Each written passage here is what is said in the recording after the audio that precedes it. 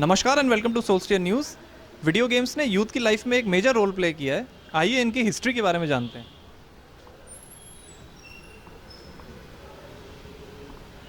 1987 के अंदर एक कंपनी पेपर में विज्ञापन आया निंटेंडो कंपनी का, पूरे पूरे एक पेज का एक विज्ञापन आया 1987 में। उसमें वीडियो गेम का ये कॉन्सेप्ट दिया हुआ था, जिसमें सबसे पहले जो है निंटेंडो कंपनी जो जापान की थी उसने वीडियो गेम निकाला था। That was the first video game in the world. और उन्होंने वो गेम निकाला। जब मैंने उसको पढ़ा और उसको देखा, चूँकि गेम का इंटरेस्ट था मेरे को, तो मैंने कहा ये एक बिज़नेस, इसको अपन एक्सेप्ट कर सकते हैं। मैं अजमेर में वहाँ गया, वहाँ जापान से इनके एग्जीक्यूटिव्स आए हुए थे, नाम तो मेरे को याद नहीं, बहुत पुरानी बात होगी। उनसे मेरी टॉक हुई वहाँ पे। अजमेर के जो डायरेक्टर थे उनके साथ, वो इसके डायरेक्टर थे महेश तोष्णीवाल, उनसे मेरी टॉक हुई। सिर्फ समुराई का ये निंटेंडो का वीडियो गेम लेके आए थे, जो ये सबसे पुराना मॉडल ये वाला है। और ये उस वक्त अजूबा था, मतलब लोग वाग इसको देखने के लिए, जैसे एक अजूबा होता है कि ये आश्चर्यचकित था, तो वो रात भर इस गेम को खेला करते थे। उस वक्त में इसकी जो गेम की रेट आई थी वो 3,950 रुपये आई थी। और ग्वालियर मेले के अंदर हम लोगों ने सबसे पहले इसको इंट्रोड्यूस किया था। पहले वीसीआर चलते थे, उन दिनों के अंदर वीसीआर रेंटिंग पे चला करते हैं। तब ये वीडियो गेम आ गया तो ये वीडियो गेम रेंटिंग पे चलने लगे, तो कॉमर्शियली इसका यूज़ बहुत हुआ। बहुत लोगों ने इसके ऊपर वीडियो पार्लर टाइप का शुरू किया। वो सिंधिया जी हमारे मेले के स्टॉल के ऊपर आए थे, माधव सिंधिया महाराज जो हैं वो आए थे, हम उनको अपने स्टॉल लेके आए थे। उसको देख के बड़े सरप्राइज हुए थे, बोले ये तो बहुत अच्छी टेक्नोलॉजी आप लोगों ने लेके आए हैं। और उन्होंने बड़ा अप्रिशिएट हमको किया था।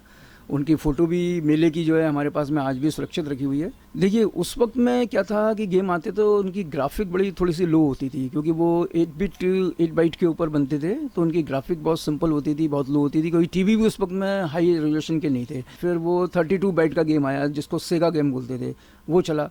उसके बाद में फिर सोनी का प्ले स्टेशन 1 इंट्रोड्यूस हुआ। ये 1992 के अंदर सोनी प्ले स्टेशन आया, जिसमें टेकन 3 एक गेम बहुत पॉपुलर गेम हुआ था, वो चला था। उसकी ग्राफिक उससे ज़्यादा बहुत अच्छी हुई थी।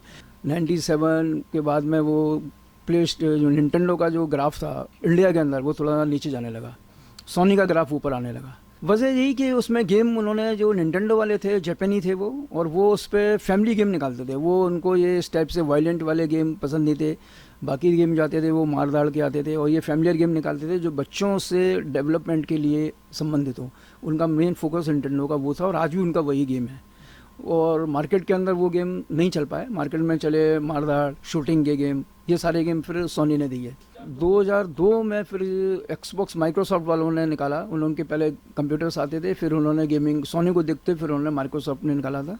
फिर उसके बाद जब एक्सबॉक्स नहीं चल पाया, फिर माइक्रोसॉफ्ट वालों ने दोबारा उसमें R&D करी। तब उनका 2005 के अंदर, ईयर मेरे को एग्जैक्टली 2005 या 2006 है, तब एक्सबॉक्स 360 लॉन्च किया था उन्होंने आर्केड मॉडल के नाम से। लेकिन सोनी ने कुछ ऐसी टेक्नोलॉजी निकाली PS3 के अंदर जो आज भी नंबर 1 है, और उसी को देखते हुए आज PS4 निकाला उन्होंने। गेम देख के ऐसा नहीं लगेगा कि यू आर जस्ट गोइंग, आप पुराने ज़माने के गेम खेल रहे हैं। आपको ऐसा लगेगा कि आप वर्चुअल रियलिटी में हैं गेमिंग के अंदर।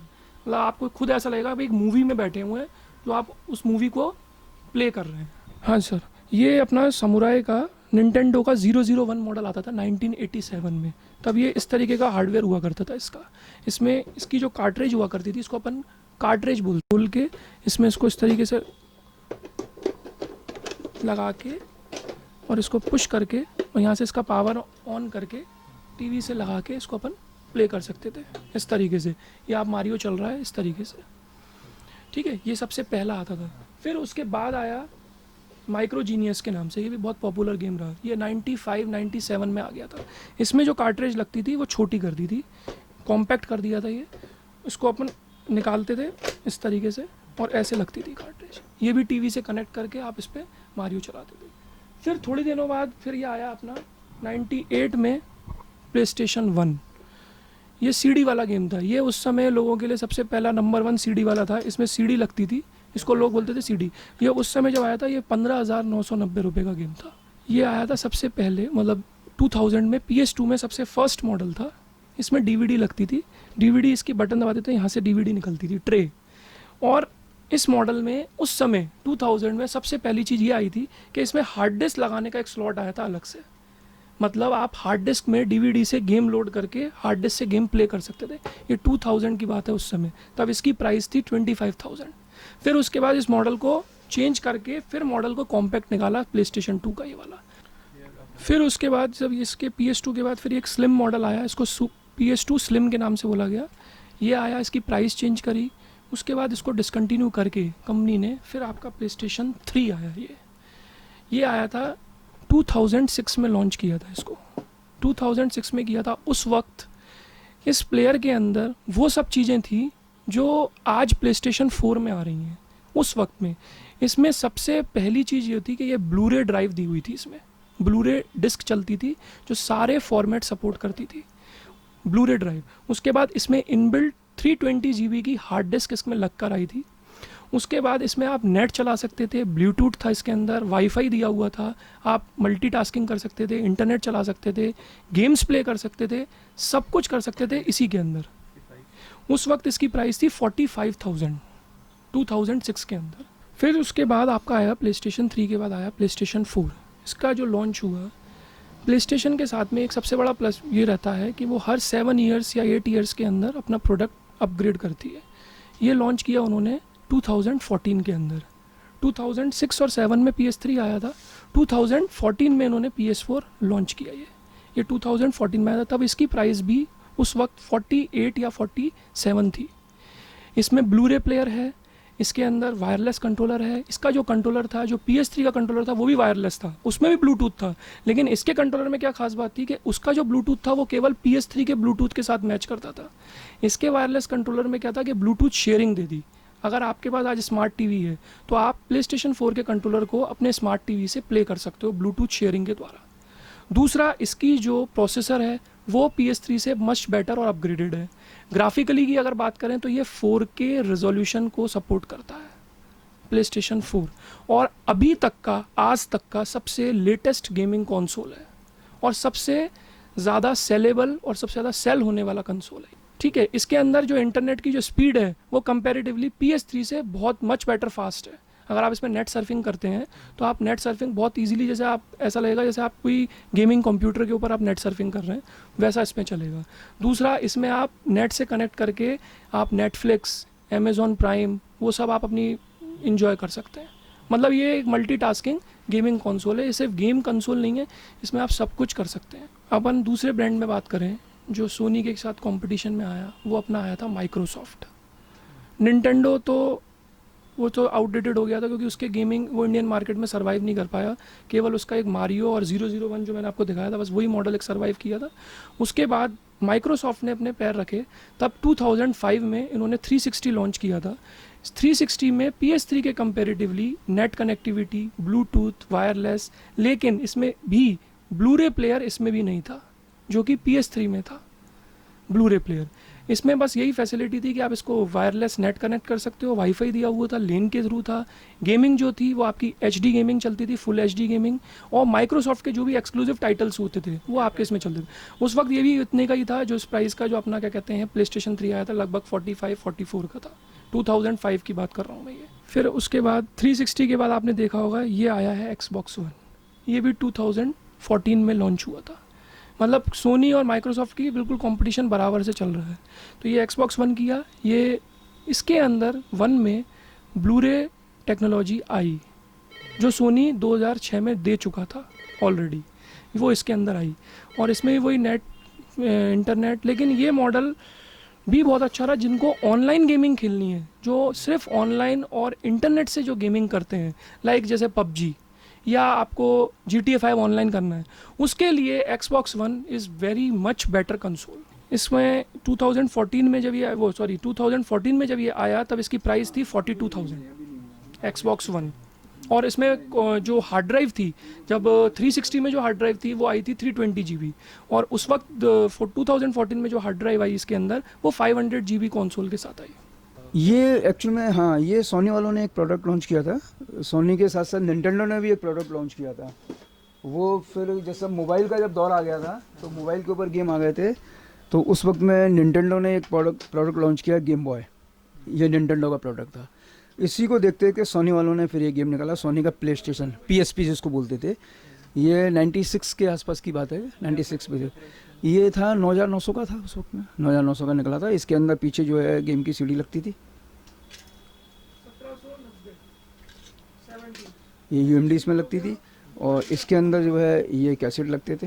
गेम बॉय का भी सेम प्राइस है? हाँ, गेम बॉय भी सेम प्राइस है उसी, इसमें कैसेट लगती इसमें ये कैसेट लगती थी। लेकिन इस प्लस पॉइंट देखिए, बच्चे का कंसंट्रेशन डेवलप होता है, बच्चे का जो है एक कॉन्फिडेंस लेवल डेवलप होता है, बच्चा एंटरटेन करता है खुद अपने आप के अंदर, ये सारी चीज़ें इसमें आती हैं।